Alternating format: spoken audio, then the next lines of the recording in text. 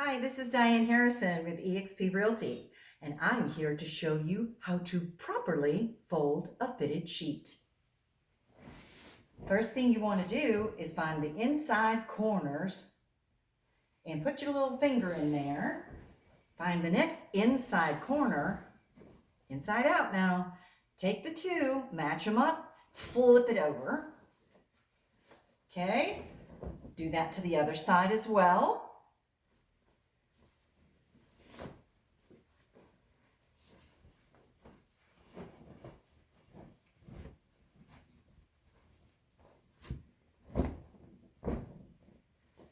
Then you have two folded over corners, and it's going to look like this. Okay, so now we're going to take these two corners, pull them at the tips. Okay, we're going to try again. Okay, so no problem. We're going to take the two inside corners. See? Flip them over. Do it again on the other side.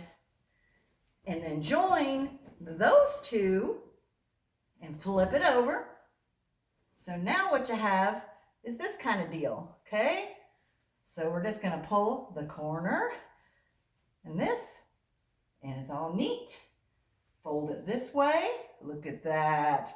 Look at this neat little pile. Isn't that beautiful? All neatly folded.